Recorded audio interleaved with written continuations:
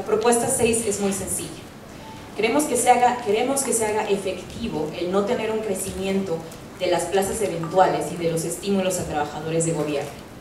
Lo que hemos notado es que el gobierno federal supuestamente había establecido una política de déficit cero, en la cual se había dicho que no se iba a crecer en las plazas de gobierno. De hecho, en su segundo informe, el presidente Peña Nieto observó que el gasto de la burocracia, como él lo había llamado, es decir, el gasto de operación, solamente se había incrementado en 1.8%.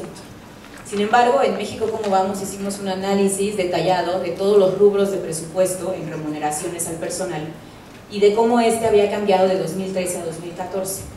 Y lo que notamos es que una vez que uno analiza el personal eventual, ese fue el que se incrementó, y se incrementó en tasas del 13.1%, muy por encima del 1.8% del gasto de operación.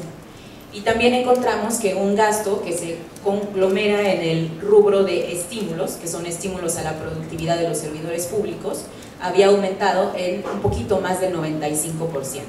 Les trajimos un desglose para que ustedes lo conozcan de cómo ha aumentado este gasto federal en lo que se conoce como remuneraciones al personal eventual.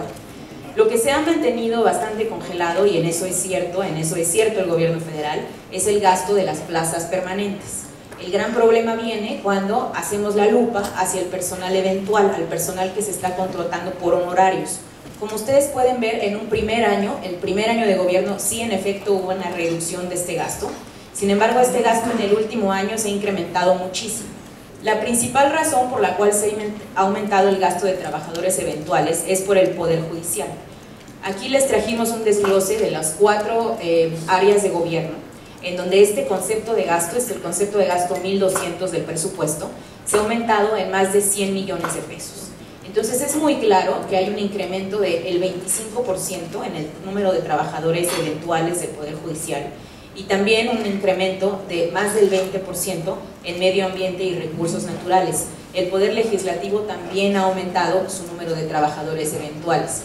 Solamente quiero recordarles que esto incluye todos los trabajadores que son eventuales, con honorarios asimilados a salarios, incluye su sueldo base, sus compensaciones, pero no incluye, por ejemplo, primas vacacionales, no incluye algunos otros estímulos que se le dan también a los trabajadores. Entonces, en el total, digamos, esperaríamos que todavía esta cantidad fuera más elevada. Cuando vemos el otro concepto del cual les hablé, el que aumentó el 95%, este es un concepto que se llama 1700 en el presupuesto de egresos, y este aumentó en 95%. Hicimos una radiografía y tratamos de ver por qué había aumentado tanto, y descubrimos que esto se debía principalmente a 2 rubros. El principal rubro es previsiones y aportaciones a los sistemas de educación básica, normal, tecnológica y de adultos.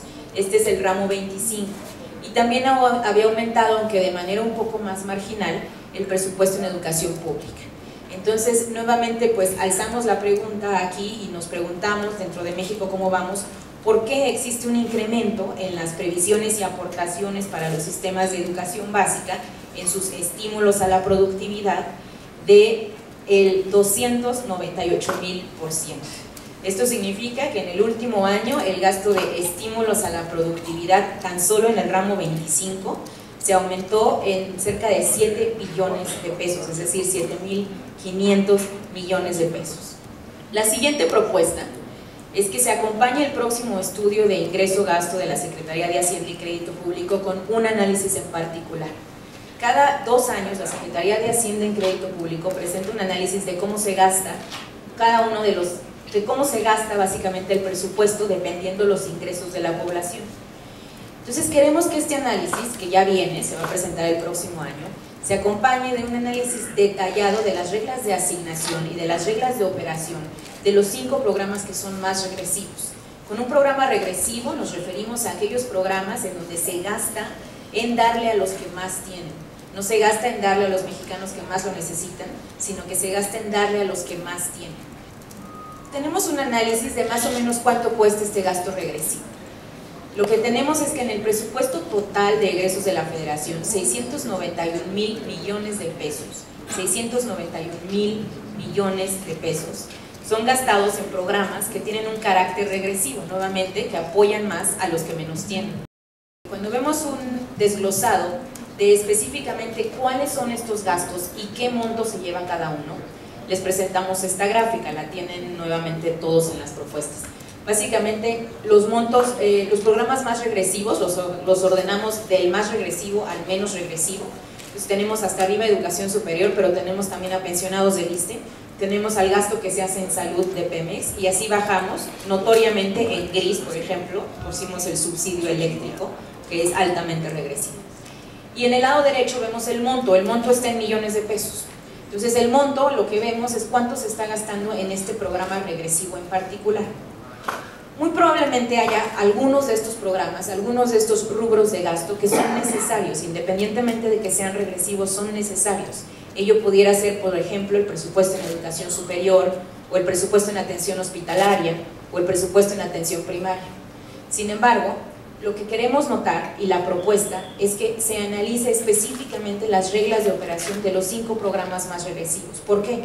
Para saber si realmente los recursos que están llegando a estos programas regresivos son asignados de manera eficiente. Lo que sabemos es que el gobierno ha tenido éxito en volver algunos programas que eran regresivos, progresivos. El éxito más importante que se ha tenido es Procampo. Y la razón por la cual Procampo de repente pasó de ser un programa que apoyaba más a los ricos a ser un programa que apoyaba más a quienes más lo necesitaban es sencilla. Es que se llevó a un análisis y a un cambio de todas las reglas de operación del programa en 2009. Entonces lo que tenemos aquí, y la propuesta para cerrar, es simplemente que se analice en el siguiente reporte ingreso-gasto de la Secretaría de Hacienda las reglas de operación a detalle de los 5 programas que sean los más regresivos.